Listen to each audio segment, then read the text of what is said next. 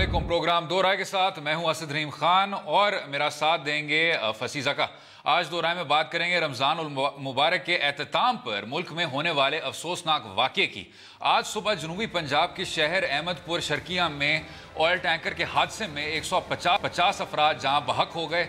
Road accident का इस कदर शदीद और अलमनाक हादसे में तब्दील हो जाने पर पूरा मुल्क सोगवार है। अब हम इस पहलू पर भी बात करेंगे कि पाकिस्तान में यक के बाद दीगरे होने वाले मुख्तलिफ सानेहात के बावजूद क्या वजह है कि हस्पतालों में तबी सहूलियात पर तवज्जो नहीं दी जा रही। और आज के सानेहे में भी करीबी हस्पतालों में बर्न यूनिट की अदम दस्तियाबी ने इमदादी कार्रवाइयों में शदीद मुश्किलात पैदा की। साथ ही इस पर भी बात की जाएगी कि अवाम में हादसात की सूरत में एहतियाती तदाबीर के बारे में मालूमात इतनी कम क्यों है। हमारे साथ जाए हादसा पर इमरान साहब हैं, नुमाइंदा डॉन न्यूज़। जी इमरान साहब, वेलकम। थैंक यू असद भाई, आप कैसे हैं? ठीक हैं? बिल्कुल ठीक। इमरान साहब, इब्तिदा करते साथ ये अगर आप बताइएगा कि ये हादसा कैसे हुआ, कब हुआ, किस तरह हुआ जनाब? देखें असद भाई, ये अलग सुबह की बात है। तकरीबन 6 साढ़े 6 बजे के दरमियान कराची से लाहौर जाने वाला एक ऑयल टैंकर जो है मेन KLP रोड पर टायर बरस्ट होने की वजह से उलट गया। जहां ये उल्टा, ये पक्का पुल का एक इलाका है अहमदपुर से तकरीबन 5 किलोमीटर टूवर्ड्स बहावलपुर। जब ये उल्टा है तो इसके करीब ही जो आमों का एक बाग था और करीब ही एक बस्ती थी। आमों के बाग में बहुत सारे मजदूर जो हैं, क्योंकि आम का सीज़न है तो आम उतारने में मसरूफ़ थे और करीबी बस्ती के ही तमाम मजदूर उस बाग में काम कर रहे थे। करीब ही 2-3 बस्तियों के लोग हैं जिन्होंने ये देखा, दूर से शोर की आवाज़ सुनाई दी कि कोई ट्रालर उल्ट गया है, तो लोग भागकर आए जान बचाने के लिए कि ड्राइवर की जान बचाई जा सके या कुछ जानी नुकसान ना हुआ हो। ताहम इसी असना में जो रोड पर गुजर रहे थे लोग मोटरसाइकिलों पे, गाड़ियों पे, वो भी रुक गए और उन्होंने भी माले गनीमत समझकर उस पेट्रोल को लूटना शुरू कर दिया। किसी ने कोई बर्तन उठाया हुआ है, गिलास उठाया हुआ है, बोतल उठाई हुई है। फुटेज भी हमारे पास मौजूद है, सारा दिन रन होती रही है, आप देख सकते हैं फुटेज में भी कि लोग मोटरसाइकिलों में पेट्रोल डाल रहे हैं, गाड़ियों में पेट्रोल डाल रहे हैं। खैर इसी असना में जो लोग बस्ती से इन लोगों को बचाने के लिए आए थे, अभी वो रास्ते में ही थे कि एकदम किसी स्पार्क की वजह से, कुछ लोगों का कहना यह है कि इंजन में से स्पार्क हुई है जिसकी वजह से धमाका हुआ। कुछ लोगों का कहना है कि किसी ने जलती हुई सिगरेट फेंकी है जिसकी वजह से एक शदीद धमाका हुआ। और जब ये धमाका हुआ तो उस वक्त तकरीबन 100-150 लोग उस दायरे में मौजूद थे जिस दायरे में वो पेट्रोल फैला हुआ था। और ये सारा खेत है, तकरीबन 1 एकड़ का इलाका है। इसमें सरसब्ज़ और शादाब, आप फुटेज में देख सकते हैं, पहले भी अगर हम ग्रैब करवा के चलवा सकें कि फुटेज में देख सकते हैं कि ग्रीन कपास जो है वो आपको नज़र आएगी उस वक्त जब ट्रालर गिरा है और उसमें से पेट्रोल निकला हुआ है, लोग उसमें से पेट्रोल भर रहे हैं। लेकिन जैसे ही धमाका होता है, आप यकीन माने, आप फुटेज में देख सकते हैं कि वो ग्रीन जो कपास लगी हुई थी सारी की सारी जलकर खाकतर होगी और उस दायरे के अंदर तकरीबन 200-250 लोग जो मौजूद थे वो जलकर कोयला हो गए। मौके पर जो फौरी तौर पर डेथ की हमें इतला मिली वो तकरीबन 123 के करीब थी। उसके बाद ये सिलसिला बढ़ता गया और इस वक्त तकरीबन 150 के करीब इतलात हैं कि पहुंच चुकी है, जबकि 100 से ज़ायद ज़ख्मी हैं। कुछ को जो है वो लाहौर में शिफ्ट किया गया, मुल्तान में शिफ्ट किया गया, कुछ को फैसलाबाद में शिफ्ट किया गया, क्योंकि बहावलपुर विक्टोरिया अस्पताल जो कि बहावलपुर डिवीजनल हेडक्वार्टर है, यहाँ पर बर्न यूनिट ही मौजूद नहीं है। अच्छा इमरान साहब, ये बताइएगा कि इब्तदाई तबी इमदाद के हवाले से एक तो शुरू में ये भी कहा गया था कि मोटरवे पुलिस ने कई बार कहा कि आप यहाँ से इवैक्यूएट करें, और फिर उसके बाद फर्स्ट रिस्पॉन्डर कौन थे? देखें, फर्स्ट रिस्पॉन्डर के तौर पे अगर लिया जाए तो वो मोटरवे पुलिस ही है। मोटरवे पुलिस की इब्तदाई तौर पे 2 गाड़ियां यहां पर आकर रुकी हैं। जहां के इलाका मकीनों का भी यही शिकायत है कि ये फ़र्ज़ बनता था मोटरवे पुलिस वालों का कि लोग जब जैसे ही यहां पर रश किया है मुफ्त का जो पेट्रोल लेने के लिए, उनको यहां से एवैक्यूएट करते और उनको ख़तरे से आगाह करते। लोगों का भी यही कहना है कि ये फ़र्स्ट ऑफ ऑल जो नेगलिजेंसी है ये मोटरवे पुलिस की है। पाकिस्तान का निज़ाम आप जानते हैं कि एक पुलिस वाले के नीचे तकरीबन 4 से 5 हज़ार आवाम को कंट्रोल करने के लिए एक पुलिस वाला, वर्दी वाला मौजूद होता है। तो लोगों का यही कहना है कि एक मोटरवे पुलिस वाला क्यों नहीं 100-150 बंदों को कवर कर सका। अगर वो एक दफ़ा भी सख्ती के साथ इन लोगों को मना करता कि यहाँ से दूर हो जाएं तो ये सानहा पेश ना आता। तो सबसे पहले जो रिस्पॉन्डेंट थे वो मोटरवे पुलिस थे। मोटरवे पुलिस ने जब इतला दी रेस्क्यू को और करीबी पुलिस को, तो उनको यहाँ पर पहुँचने के लिए तकरीबन आधा से पौना घंटा या घंटा लगा। उस घंटे के अरसे में जो लोग यहाँ पर मौजूद थे, एकदम जब धमाका हुआ, पेट्रोल का धमाका इतना शदीद था कि जो लोग उस दायरे के अंदर थे वो तो उसी वक्त जाँ बहक हो गए। जबकि जो शदीद जख्मी थे वो शदीद जख्मियों की हालत भी ये है कि मोर देन 60-70% बर्न है। जबकि डॉक्टर्स की जो हमारी बात हुई है उनका भी यही कहना है कि 40% से ऊपर बर्न के मरीजों का बचना भी नामुमकिन ही होता है। जी और ये अगर जरा बता दें कि कोई मालूमात है कि ये जो ऑयल टैंकर थी ये किसी बड़े नेशनल कंपनी की थी या कोई प्राइवेट गाड़ी थी? जी बिल्कुल, ये एक प्राइवेट फर्म थी, उसका ये ऑयल टैंकर था। और मैं साथ आपको ये भी बताता चलूँ कि पंजाब इस मामले में नंबर 1 है कि यहाँ की रोड्स पे चलने वाली गाड़ियों की जो फिटनेस सर्टिफिकेट्स हैं वो शायद ही किसी के पास हों। आप रोड पे खड़े हो गए, ये मेन केएलपी रोड है, 2 सूबों को मिलाता है, कराची लाहौर को, पंजाब को और सिंध को आपस में मिलाने वाला ये 2 राया रोड है, इंतहाई मसरूफ़ तरीन रोड है। इस रोड पे चलने वाली मोर देन 70% गाड़ियों के पास फिटनेस सर्टिफिकेट मौजूद नहीं है। और जो ट्रक की हालत नज़र आ रही है ये तो तबाही के बाद नज़र आ रही है, लेकिन तबाही से पहले की फुटेज भी हमारे पास मौजूद है। जब लोग इसमें से पेट्रोल ले रहे थे उस वक्त तबाह नहीं हुआ था, उसकी हालत भी अगर आप देखें तो आपको अंदाज़ा हो जाएगा कि फिटनेस सर्टिफिकेट मुझे नहीं लगता कि इस ट्रक ड्राइवर के पास या कंपनी ऑनर के पास हो। और बगैर फिटनेस के ये रोड पे ऊपर ऐसे इस तरह के ट्रॉलर जब चलेंगे तो इस तरह के हादसा तो रूनुमा होंगे ही। जी अच्छा, अभी इमरान साहब रहते हैं वो जी, आप बताएं। जो अभी इंजर्ड है वो जी, कितने सवाल अभी दोबारा है?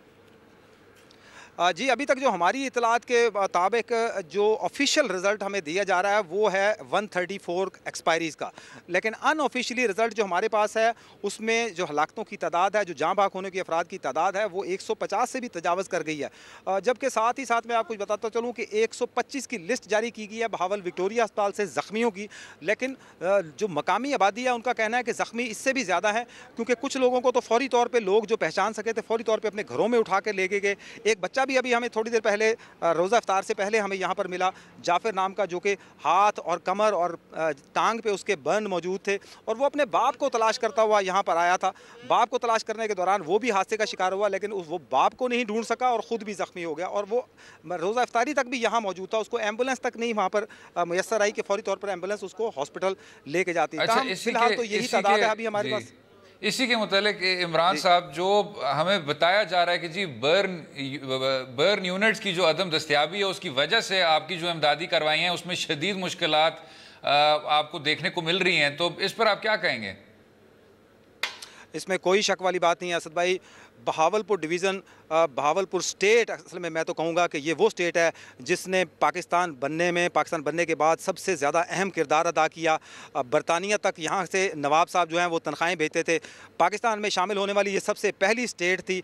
यहाँ से जनूबी पंजाब का सबसे मेन तरीन ज़िले हेडकोार्टर है ये, और इस ज़िले हेडकोार्टर का सबसे बड़ा हॉस्पिटल विक्टोरिया अस्पताल है। लेकिन बड़े ही अफसोस के साथ कहना पड़ रहा है कि गुज़िश्ता कई एतबार से क़याम पाकिस्तान से लेके अब तक जो हॉस्पिटल तामीर हुआ था उसमें सवाए चंद एक नई इमारत बनने के, जो कि सिर्फ वार्ड्स में इजाफा किया गया है, लेकिन बर्न यूनिट की एक बिल्डिंग यहाँ पर बनाई गई थी, उसमें फैसिलिटीज़ प्रोवाइड नहीं की गई। अरसा दराज तक वो वैसे की वैसी पड़ी रही। अब उस बिल्डिंग को थैलेसीमिया के वार्ड में तब्दील कर दिया गया है, जबकि शुरू में जब वो बिल्डिंग तामीर होने लगी थी तो उसको बर्न यूनिट का ही नाम दिया गया था। इसीलिए ये फैसिलिटी यहाँ पर मौजूद नहीं है। यहाँ पर सिविल हॉस्पिटल भी मौजूद है, पूरे रीजन में बर्न यूनिट मौजूद नहीं है। इसीलिए तमाम मरीज़ों को मुल्तान, लाहौर और फैसलाबाद शिफ्ट किया गया। इसी वजह से हलाकतों की जो तादाद है वो भी बढ़ रही है, क्योंकि बेसिक्स यहाँ पर, बुनियादी सहूलियात ही यहाँ पर मौजूद नहीं है। और यहाँ पे कितने पेशेंट्स अभी एयरलिफ्ट हो चुके हैं? ये जो एयरलिफ्ट का इंतजाम हो चुका है, तो जो पूरी परसेंटेज है उनमें से कितने एयरलिफ्ट हो चुके हैं? सबसे पहले जो बाय एयर बाय हेलीकॉप्टर यहाँ से भावलपुर से मुल्तान के निश्तर हॉस्पिटल में भेजे गए उनकी तादाद 60 थी। ताहम उन 60 में से भी बाद अज़ां तकरीबन 6 से 7 की इतलात हम तक पहुँची हैं कि 6 से 7 एक्सपायरीज़ हो चुकी हैं। बाकी 53-54 जो पेशेंट्स हैं वो मुल्तान में एडमिट हैं।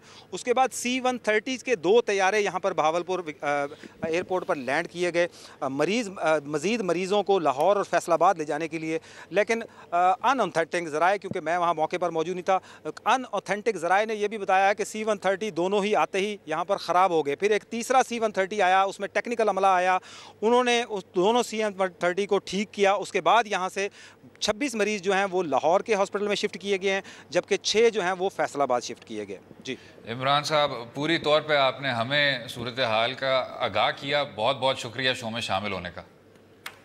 Thank you so much.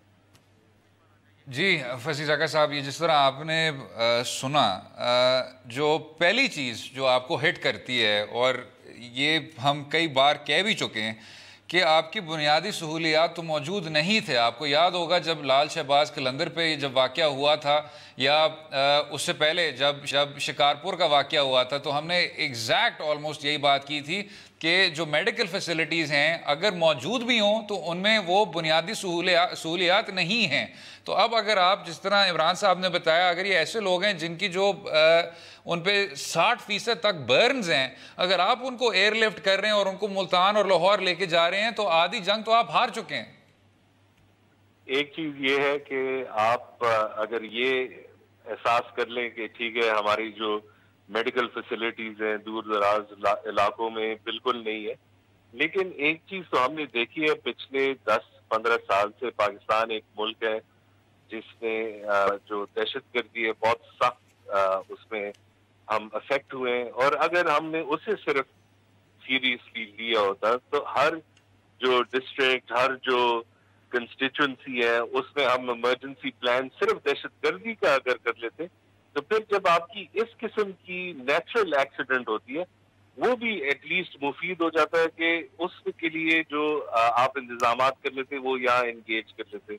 अब इसमें तो खैर बदकिस्मती भी ये हुई कि अगर C-130 आया और दोनों ही खराब हो गए। लेकिन ये बात जो है, ये जो अभी प्रिपरेशन हमें करना है, ये सिर्फ हम अंदाजा लगा सकते हैं कि आपको एक नॉर्मल लेवल ऑफ थ्रेट है, अगर आप सिर्फ उसके लिए प्रिपेयर कर दे तो जो फिर आपके ये और जो नेचुरल कोर्स में ये हादसात होते हैं कम से कम उसमें एक लेवल ऑफ प्रिपेयर्डनेस होता है। और बात आपकी सही है, जितना एवरी मिनट एवरी आवर जो आप जाया करते हैं पेशेंट को मेडिकल फैसिलिटीज तक पहुंचाने में, उसी में उनका चांसेस बचने का कम हो जाते हैं। और सिर्फ ये बात नहीं है, इसके बाद आपके इतने इंजर्ड है, इसकी जो रिहेबिलिटेशन है ये भी एक बहुत बड़ा मसला होगा। इसमें आपको प्लास्टिक सर्जन चाहिए होते हैं, आपकी इंटेंसिव केयर होती है और भी काफी कुछ। तो अभी अब जो जा भाग हो गए, अब ये एक बड़ी ट्रेजेडी है, लेकिन कम से कम अगर ये सीरियसनेस से निकल के आए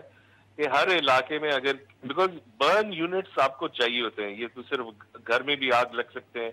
आपने देखे हमारे जो ये सिटीज हैं टाइटली पैक्ड है, हर मुल्क में एक और इसमें हम कहते हैं कि यहाँ लिटरेसी है, लोगों को समझ नहीं है, लेकिन इसमें आपको कोई मैट्रिक तक तालीम नहीं देनी होती। इसमें बिल्कुल आपको वो करना होता है कि आपको पब्लिक अवेयरनेस कैंपेन करना होता है। लेकिन अब लेट्स होप कि इसका कुछ निकला है। बिल्कुल ऐसे ही फसी भाई, लेकिन मैं इस पे बस थोड़ा सा ये इख्तलारूंगा कि आपने जब तक पूरी तौर पे रियासत की तरफ से इसको तरजीह नहीं देनी तो फर्स्ट रिस्पॉन्डर्स की भी जो यूटिलिटी है वो इतनी ज़्यादा आप उसको बढ़ा सकेंगे ही नहीं। ये एक मैक्रो मसला है और उसका आप सामना करना चाह नहीं रहे। खैर, इस पे गुफ्तगू जारी रहेगी, रहिएगा हमारे साथ।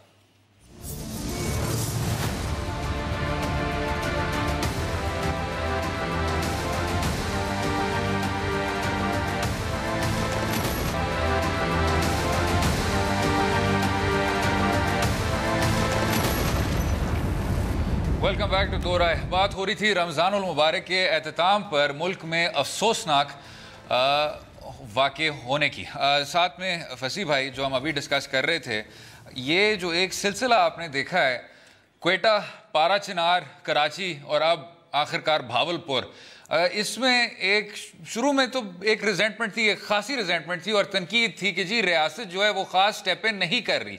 लेकिन अब मेरे ख्याल से आपने तमाम हदें पार कर दी हैं। जो आज का वाक़या आपने देख लिया भावलपुर का, तो अब तो जब मजम्मत आती है तो ऐसा लगता है कि ये बहुत ज़्यादा एक नॉवल किस्म का एक्सपीरियंस है और हमें मजम्मत ही सुन के खुश हो जाना चाहिए और इस चीज़ को मंजूर कर लेना चाहिए कि जो क़यादत है और जो रियासत का रिस्पॉन्स है वो हमें इस हद तक ही मिल पाएगा। नहीं, बिल्कुल ये अब जो क्रिटिसिज्म मियां साहब पे आ रही है बिल्कुल लेजिटिमेट है कि अगर आपने देखा हो कि इससे पहले भी आपके 2 बहुत मेजर अटैक्स हुए हैं तो इस पे बाहर जाने का नहीं है। लेकिन एक चीज जो आज मैं महसूस कर रहा हूँ, अगर आप क्वेटा के और पाड़ा चिनार की भी देख लें कि अब जो लीडर्स हैं जो पीएम बनना चाहते हैं या पीएम फिर बनना चाहते हैं जी, वो साउथ पंजाब को अटेंशन दे रहे हैं। लेकिन जो और भी है वहाँ अगर आप देखें अभी पाड़ा चिनार में एक मसला जो चल रहा है वो ये है कि अभी उन्होंने मोबाइल नेटवर्क भी बंद किए, लोग प्रोटेस्ट कर रहे हैं और वो यही कह रहे हैं कि अगर आपसे हमारी डिफेंस नहीं हो सकती तो हमें खुद करने थे। लेकिन इसमें फसी भाई मैं ये बस कहूंगा कि ये ना सिर्फ इन हुक्मरानों का मसला है, आप अगर मीडिया को देख लें जनाब, मीडिया भी पारा चिनार वाली सूरत हाल को कहीं उसको कवर नहीं कर रही है। सिर्फ और सिर्फ कहीं सोशल मीडिया में एक बार उठ के कोई बात हो जाती है, बाकी लोग वही कर रहे हैं कि जी चांद रात करें, ईद करें, JIT करें, पारा चिनार का कोई नाम निशान नहीं है। और साथ में आपने बात की जो लोग वजीर आजम बनना चाहते हैं या वजीर आजम फिर से मुंतखब होना चाहते हैं, उसके मुतल्लिक मैं बस ये कहूँगा कि आपको वापस आना चाहिए था, भावलपुर के मुतल्लिक आपको वापस आना चाहिए था। लेकिन ये पैगाम क्या जाता है लोगों को कि अगर आप क्वेटा और पारा चिनार पे वापस नहीं आए, लेकिन जब पहले लम्हे आपके वोट बैंक को थोड़ा बहुत असर पड़ना शुरू हो गया और जनूबी पंजाब की बात आ गई, तो फिर आपने कहा कि जी मैं वाकई में अपना जो लंदन तक एक मेरा दौरा है उसको मैं कट शॉर्ट कर रहा हूँ और मैं जल्दी वापस आ रहा हूँ। ये एक अजीब तरह का तजाद है जब हम पारा चिनार या क्वेटा की बात करें और जब हम जनूबी पंजाब की किसी जगह की बात करें। जाने हर जगह गई, शहीद सब लोग हुए।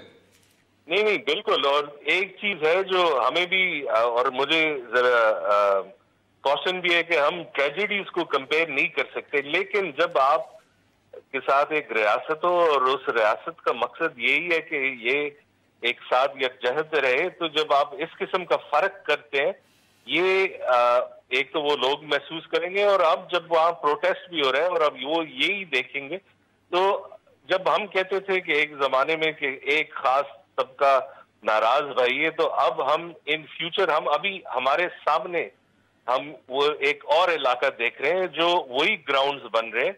और जब तक हम ये ठीक ना करें कि एक लिहाज से सबको इक्वली देखें, बिकॉज हम जितना भी कहें सब एक पाकिस्तानी है, लेकिन अगर हम वो ट्रीटमेंट सबको बराबर का ना दें तो जितना रेट्रिक भी आप चला दें वो सबको नजर आ जाता है। फसी भाई बाय दिस स्टेज मैं तो सिर्फ चाहूँ कि रेट्रिक भी आपका बराबर हो। अगर आपके जो करतूत हैं वो पूरे नहीं हो सकते, यहाँ तो आपकी मजम्मत भी नहीं होती लेकिन दूसरे हिस्सों में आप पहुँच जाते हैं। खैर हमारे साथ इसी मौजू पे तासीर सुबहानी साहब हैं, मुल्तान न्यूज़ के नुमाइंदे हैं। जी तासीर साहब वेलकम। जी साहब। तासीर साहब ये बताइएगा कि फिलहाल जो इंतज़ामिया की कार्रवाई है वो कितनी ज़्यादा इफेक्टिव है और जो आपको इर्द गिर्द बिल्कुल बर्न यूनिट्स की एक अदम दस्तयाबी देखने को मिली, उस पर भी अगर आप बात करें। जी असद मैं आपको बताऊं कि ये जनूबी पंजाब जो है पसमानदगी का एक हिस्सा है जहां पर जो है पहले भी ऐसे बहुत सारे वाकयात जो हैं वो होते रहे हैं और आज का सानिया जो है वो भी बिल्कुल नाकाबिले फरामोश है। तो मैं आपको बताऊं कि जब हमारी बात हुई है मुख्तलिफ डॉक्टरों से और मुख्तलिफ लोगों से, सुबह से हम इसको कवर कर रहे हैं, तो एक बहुत बड़ी वजह यह है कि पूरे जनूबी पंजाब के 13 अजला है। बहावलपुर खुद इतना बड़ा डिवीजन है और यहाँ पर जो है बहावलपुर विक्टोरिया अस्पताल तो मौजूद है, लेकिन बर्न यूनिट नहीं होने की वजह से जो है बहुत ज्यादा आज लोगों को और जो झुलसने वाले अफराद थे उनको मुश्किलात का सामना करना पड़ा। जिस जगह पर ये सानिया हुआ था वो भी बहावलपुर से 1 घंटे का वहां पर सफर था और उसके बाद फिर मुल्तान शिफ्ट करना उनको बहुत ज्यादा ये टाइम वेस्टेज हुआ, जिसके बाद जो है वो हलाकतों में भी इजाफा हुआ। और ये पाक फौज की इमदाद हासिल करने के बाद हेलीकॉप्टर के जरिए मुल्तान जब उनको शिफ्ट किया गया तो यहाँ पर निश्तर अस्पताल में भी जो है सहूलियात उस तरह की तो नहीं है। साबिक वजीर आजम यूसुफ रजा गिलानी के दौर में ये जो है बर्न यूनिट यहाँ पर कायम किया गया था, जो कि इटली के तावन से यहाँ पर बनाया गया था। यहाँ पर भी 67 बेड जो हैं वो मौजूद है। और मैं आपको बताऊं कि यहाँ पर न सिर्फ पंजाब बल्कि बलोचिस्तान के जो मरीज हैं झुलसने वाले, उनको भी यहाँ मुल्तान लाया जाता है, जिसमें डेरा इस्माइल खान और आगे के रिजोर्ट के इलाके शामिल हैं। तो एक अस्पताल जहाँ पर सिर्फ 67 बेड हों और आपके सामने है कि किस तरह के झुलसने वाले वाकयात आए रोज देखने को भी नजर आते हैं। तो जो पहले से यहाँ पर निश्तर अस्पताल में मौजूद थे मरीज, उनको जो है हमने देखा कि आज डिस्चार्ज कर दिया गया। उनमें बहुत सारे मरीज ऐसे थे जिनको सहूलियात तिब्बी की मौजूद देनी भी पड़ती थी, लेकिन उनको इसी वजह पर कह दिया कि आपको इसके बाद जो है वो दोबारा दाखिल किया जाएगा, क्योंकि तादाद बहुत ज्यादा थी। इस वक्त भी जो है तकरीबन 55 के करीब जो झुलसने वाले अफराद हैं वो निश्तर अस्पताल के बर्न यूनिट में मौजूद हैं। और डॉक्टरों के मुताबिक तो यही कहा जा रहा है कि उनको तिब्बी सहूलियात दी जा रही हैं, लेकिन यहाँ पर कुछ डॉक्टर ने हमें ये भी कहा है कि उनके पास इस तरह की मेडिसिन और अद्वियात मौजूद नहीं थी। वो भी जो है वो लाहौर से तलब की गई हैं, फैसलाबाद से तलब की गई हैं। इंतहाई अफसोसनाक है कि मुल्तान शहर में अरबों रुपए की मेट्रो सर्विस दे दी गई। लेकिन जनूबी पंजाब के किसी भी बड़े, जिसमें मैं आपको बताऊं कि रहीम यार खान का डिवीजन जो है एक बहुत बड़ा डिवीजन है, उसके साथ बहावलपुर है, इसी तरह से दीगर छोटे जो जिला हैं वहां पर भी जो है किसी किस्म की जो बंद के हवाले से किसी किस्म की तिब्बी सहूलियात नहीं दी जाती, जिसके बायस जो है हलाकतों में इजाफा हुआ है। जी, तो ये जो 1112 सर्विस है ये क्या वहाँ मौजूद है, और अगर था उसकी कारकर्दगी कैसी थी? जी, अगर देखा जाए तो पंजाब में 1112 ही एक बात जो गरीब लोगों की और हर तबके के लोगों की आवाज सुनती है। 1112 के पास जो भी रिसोर्सेज थे उन्होंने इस्तेमाल तो किए, लेकिन ये भी रोना ये रोते हैं कि क्योंकि 1112 पंजाब में साबिक वजीर आला जो थे परवेज इलाही उन्होंने बनाई थी, तो इनको फंड नहीं दिए जाते, इनके पास कोई हैवी मशीनरी मौजूद नहीं है। हमने देखा कि जिस तरह के वाकयात होते हैं उस तरह के इनके पास मशीनरी नहीं है कि एक करें। अलबत्ता जितने उनके पास रिसोर्सेज थे, जिसमें लोधरा से भी तलब कर ली गई थी गाड़ियां, मुल्तान से भी तलब की गई थी, इस तरह से दीगर डिस्ट्रिक्ट से भी तलब की गई थी, तो उन्होंने मरीजों को शिफ्ट करने में तो किरदार अदा किया है। लेकिन अगर पाक फौज की खिदमात न ली जाती तो ये जो हलाकतें थी इसमें मजीद इजाफा हो सकता था, क्योंकि भावलपुर से अगर मुल्तान इनको शिफ्ट किया जाता तो तकरीबन 2 घंटे का ये सफर था, और 2 घंटे पहले ही जाया हो चुके थे भावलपुर शिफ्ट करते हुए। इसलिए जो है पाक आर्मी ने अपना किरदार अदा किया और हेलीकॉप्टर से भी इनको यहाँ पर शिफ्ट किया गया, जिसके बायस जो है काफी हद तक जो है वो उसमें कमी तो आई। लेकिन अगर यही सहूलियात भावलपुर में या रहीम यार खान में मौजूद होती तो मजीद कीमती जानों को बचाया जा सकता था। अच्छा तासीर साहब, आपने हवाला दिया साबिक वजीर आला परवेज इलाही का, जो उन्होंने रेस्क्यू 1122 कायम की, फिर आपने हवाला दिया साबिक वजीर आजम यूसुफ रजा गिलानी की जो उन्होंने बर्न सेंटर बनाया मुल्तान शहर में। साथ में आपने कहा कि फ़ौज की अमदाद के बगैर मज़ीद मुश्किलात होती। जनाब, जो हुकूमत वक्त है उसका कोई आपको इनिशिएटिव देखने को मिला जिसने शायद इस साने को उसके जो लोग जो इसमें मुतासर हुए थे उन तक इब्तदाई तबी इमदाद फराहम करने में कोई आसानी पैदा की हो? जी, मैं आपको बताऊं, एक तो आज ईद का छुट्टियां भी चल रही थी, जो लोग अफसरान थे वो गुज़श्ता रोज ही जो है वो काफी रिलैक्स हो गए थे रमजान बाजार में तवील ड्यूटियां देने के बाद। तो जब ये सुबह हादसा पेश आया तो वहां पर जो है फौरी तौर पर लोग भी, जो इंतजामिया थी वो काफी देर से पहुंची। सिर्फ मोटरवे के जो एहलकार थे जो कि रूटीन की ड्यूटियों पर होते थे, उन्होंने अपने तहत लोगों को हटाने की वहां से कोशिश की। जितने वो 4 से 5 लोग थे मोटरवे के, तो जो मजमा था वो मैं आपको बताऊं कि 500 से भी ज्यादा लोग थे, करीब के जो लोग थे, गरीब लोग हैं यहाँ पर। उन्होंने पेट्रोल जब देखा तो उन्होंने सोचा कि स्टोर कर लें, लेकिन वो नहीं जानते थे कि यही पेट्रोल जो है वो उनकी जिंदगी का खात्मा करने का भी सबब बनेगा। तो यहाँ तक अगर बात की जाए इंतजामिया की, तो वो तो क्योंकि वजीर आला ने वहां पर विजिट करना शुरू कर दिए, तो तमाम तार इंतजामिया जो हमने देखा कि वो उस प्रोटोकॉल में लग गई। जो तवज्जो थी वो वजीर आला की तरफ मुंतकिल हो गई कि उनको प्रोटोकॉल कैसे देना है, उनका वेलकम कैसे करना है। बिल्कुल ठीक हो गया, बिल्कुल ठीक हो गया। तासीर सुबहानी साहब, बहुत शुक्रिया शामिल होने का। हमारे साथ रुकने मजलिस शुरा एजाजुल हक साहब हैं। जी एजाज साहब, वेलकम। जी, thank you very much Asif साहब। एजाज साहब, ये बताइएगा, जो आप मुंतखब नुमाइंदे भी हैं भावल नगर से, जो एक कहा जाता है कि जनूबी पंजाब में जो उसकी इब्तदाई तबी इमदाद की भी सहूलियात हैं उनको आप पूरे तौर पे तरजीह नहीं देते, तो आप इस चीज़ से मुत्तफिक होंगे? देखिए, बात तो किसी हद तक ये सही इसलिए है कि भावलपुर जब पाकिस्तान में शामिल हुआ था तो ये एक इतना बड़ा और रिच सूबा था कि नवाब और भावलपुर ने एजुकेशन में, हेल्थ में, ये विक्टोरिया हॉस्पिटल जो है उस ज़माने का बना हुआ है। और अफसोस की बात यह है कि ये भावलपुर जो है ये हेडक्वार्टर है, डिविजनल हेडक्वार्टर है भावलनगर का और रहीम यार खान का, यानी ये दोनों डिस्ट्रिक्ट इसके अंडर आते हैं। लेकिन तिब्बी सहूलतें जहाँ पे, जैसे कि आज आपने ये देखा, इतना बड़ा वाकया, इतना अफसोसनाक वाकया ये हुआ है, और इससे पहले भी ये चंद वाकयात इस किस्म के होते रहे, और आफ्टर थॉट जो है वो बाद में आती है कि यहाँ पर एक बर्न यूनिट होना चाहिए।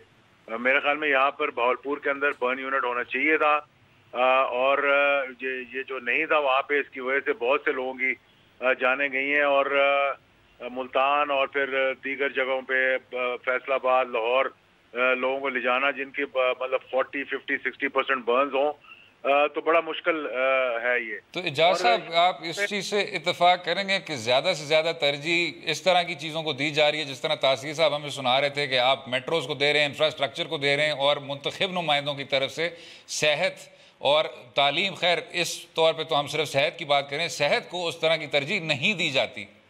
ये बात सही है, और जनूबी पंजाब के लोगों में ये बहुत ज़्यादा रिजेंटमेंट है इस बात की, और ख़ास तौर पे जनूबी पंजाब के अंदर लोग जब ये देखते हैं लाहौर, फैसलाबाद, मुल्तान को, और मुल्तान भी जनूबी पंजाब में, लेकिन अभी तो हम बात कर रहे हैं डिवीजनल हेडक्वार्टर भावलपुर की। अगर आप भावलनगर की तरफ थोड़ा सा नीचे चले जाएं, कोई 2 घंटे की ड्राइव पे, तो बॉर्डर के, इंडिया के बॉर्डर के साथ साथ ये इलाका है, पानी पीने का नहीं है वहाँ पर।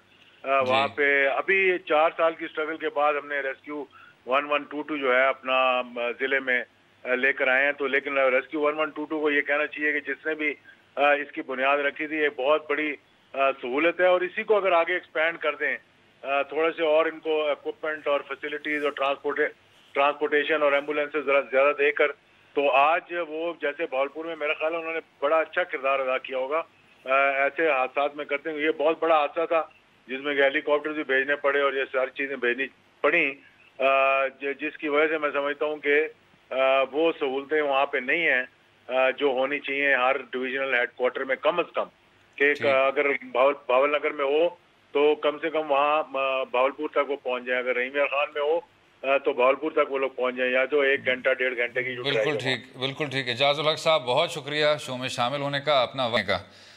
फसी भाई, आपने तासीर सुबहानी साहब की बात सुनी, एजाजुल हक साहब की भी बात सुनी, हमने बात की जो एक तरह की तरजीह दी जाती है मुंतखब नुमाइंदों की तरफ से फ़र्क चीज़ों की, उसमें ना सेहत ना तालीम का नाम निशान है। ये क्यों है, इस पर भी बात करेंगे, रहिएगा हमारे साथ।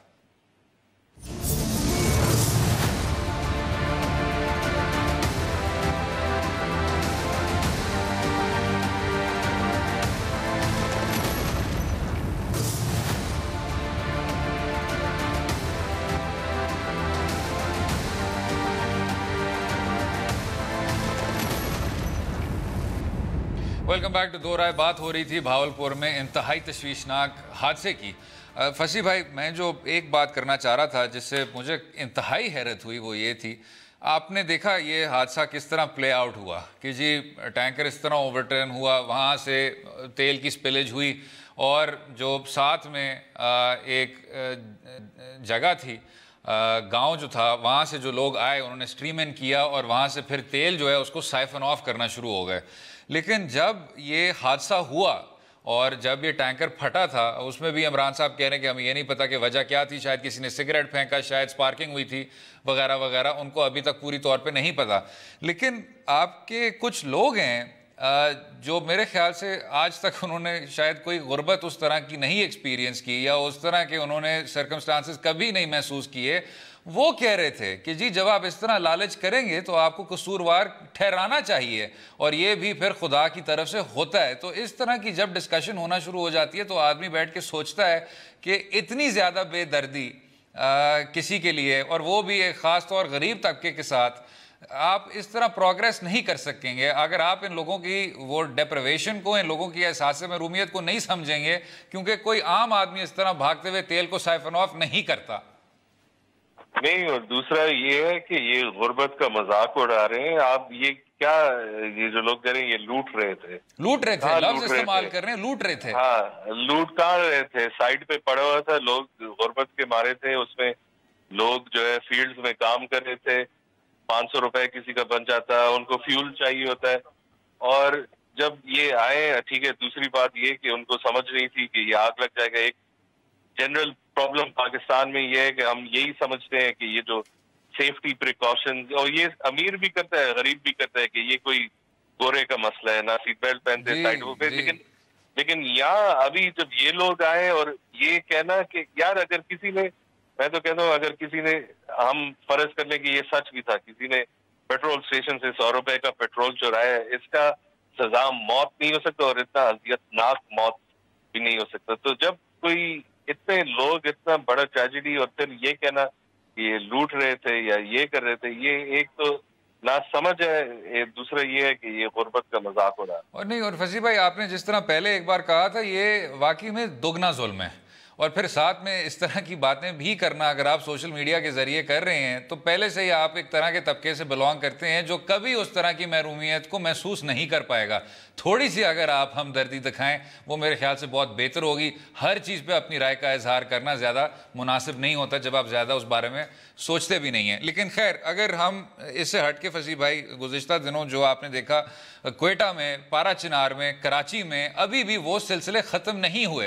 लेकिन यहाँ क्योंकि हर दिन एक नई ट्रेजेडी होती है तो फिर वो भी चीज़ कवर हो जाती है। उसके बावजूद रियासत पाकिस्तान किसी चीज़ के मुतालिक बात नहीं करती, सिर्फ मजम्मत करती है, उधर पहुंच नहीं पाती। पारा चिनार में जनाब आपने देखा इंतज़ामिया इतनी हैवी हैंडेड किस्म की रवैये का इजहार कर रही है और उस पर कोई बात नहीं हो रही, मीडिया के वो नज़र ही नहीं है। नहीं, बिल्कुल, और ये ना रिपोर्ट हो रहा है। दूसरा ये है कि ऑनलाइन आपको पारा चिनार से नजर आ रहा है कि वो तो 2-3 चीजें कह रहे हैं। एक कि ट्रेजेडी हो गई, उसके बाद इंतजामिया जो है हमें ऑर्गेनाइज होना या हम एक साथ कोई जुलूस निकाले या कोई कंप्लेंट इस पे करें। अगर आप पे इतना बड़ा ट्रेजेडी आप सह ले और उसके बाद फिर आपके इंतजामिया कहे कि इस पे आप ना कोई एहतजाज कर सकते हैं, और इनका एहतजाज बिल्कुल बंद है। 1 साल के अंदर सिर्फ 5-6 माह के अंदर 3 दफा हो गया, और every time it's worse than the previous one. अच्छा, और एक और चीज़ है फसी भाई, ये आपका कोई बड़ा शहर नहीं है, ये इसमें कुछ tens of thousands of people हैं मौजूद। अच्छा, आपको पता है कि यहाँ संगीन फ़िरका वारियत का मसला है, यहाँ बैरून ताकतें रिक्रूटिंग करती हैं, वहाँ फिर बैरून ताकतें फ़िरका वारियत फैलाने वाली तंजीमें भेजती हैं जो फिर तशद्दुद करती हैं, दहशतगर्द हमलों में मुलव्वस होती हैं, साथ में अफ़गानिस्तान के साथ सरहद जुड़ा हुआ है। तो यहाँ उस तरह के मसाइल हैं जिसमें रियासत की पूरी तौर पर तवज्जो चाहिए होती है। उसको एडमिनिस्टर करना और उसको महफूज रखना कोई इतना नामुमकिन काम नहीं है, लेकिन आपकी उस तरफ नजर ही नहीं जाती क्योंकि फाटा है। और हमारे सामने अभी नजर आ रहा है, हम कहते हैं लेट्स से फॉर एग्जांपल के बैरूनी ताकतें और हम इसे रोकना चाहते हैं। तो अगर आप इसे वाकई में रोकना चाहते हैं तो पहले जो महरूमी है, और दूसरा कि जब कोई ट्रेजेडी हो जाए उसके बाद आप लोगों पे जोर दिखाएं, ये हरगिज कोई तरीका नहीं है। ये तो फिर लग रहा है ये है कि रियासत चाहती है कि ये लोग जो है ये किसी तरीके से किसी और के साथ साइड कर ले। लेकिन फसी भाई, आपने बात की ये महरूमियत की, ये एक तसलसल है। अगर आप एक कदम पीछे लें और देखें कि जो आपको वादे किए गए थे, हुकूमत वक्त ने भी वादे किए कि जी फाटा में हम इस्लाहात लाएंगे, इस शो पे भरपूर तारीफ की गई थी कि ये वाकई में उस तरह की स्ट्रक्चरल तब्दीली है जो इस तमाम खित्ते की जो मुस्तकबिल है उसको बदल सकती है। लेकिन आपने वहाँ भी रोल बैक किया, आपने कहा कि जी फजल रहमान साहब नहीं मान रहे या अचक ज़ई साहब नहीं मान रहे, आपने मुख्तलिफ वजूहात दिए, लेकिन तब भी फाटा का कोई उस तरह रिफॉर्म नहीं हो सका। उसका नतीजा ये है कि FCR जैसा जो जालिम कानून है वो उधर अभी भी लागू है, मीडिया की नज़र वो जगह नहीं है, उस पर जब लोग अपनी आवाज़ भी उठाते हैं तो उनको ऑर्गेनाइज नहीं होने देते। तो उसके बाद अगर एक तरह की एहसास महरूमियत होती है जिसकी वजह से फिर लोग बैरून हाथों में फिर खेल पड़ते हैं, आप फिर उनको कितना कसूरवार ठहराएंगे? और दूसरा ये भी है कि जब आप ये इस्लाहात नहीं लाते या मर्जर नहीं लाते तो फिर कोई ओनरशिप ही नहीं ले रहा। ना प्राइम मिनिस्टर आ रहा है, ना कोई चीफ मिनिस्टर KP का आ रहा है, ना कोई सिक्योरिटी एपरेटस से चीफ आ रहा है। ये जो जगह है इसकी ओनरशिप तो किसी को लेनी पड़ेगी, और जब तक ये इसका इंतजाम नहीं होता KP के साथ, ये मसला चलता रहेगा। और ये जो लोग हैं, ये आज ये इनका बड़ा सबर है, ये इनकी एलियनेशन इतना बढ़ जाएगा। जब आप सीरियस भी हो जाएंगे तो फिर इनकी जवाब बनती है कि ये नहीं माने। नहीं जी, कंक्लूड करते हैं फसी भाई, इसी बात पे इन लोगों के सब्र की ही हम दुआ कर सकते हैं, और ये कि रियासत पाकिस्तान आखिरकार सेहत को तरजीह दे। और साथ में ये भी देख लो, आपने देखा क्वेटा में और पारा चिनार में, ये जो आप बाद में फिर कहते हैं नाराज़ भाई, ये भी एक वजह से नाराज़ भाई बनते हैं। उम्मीद है आपको आज का प्रोग्राम पसंद आया होगा। मुझे और फसी ज़का को अपनी राय से भी आगाह कीजिएगा और अगले हफ्ते तक इजाज़त दें। खुदा हाफिज़।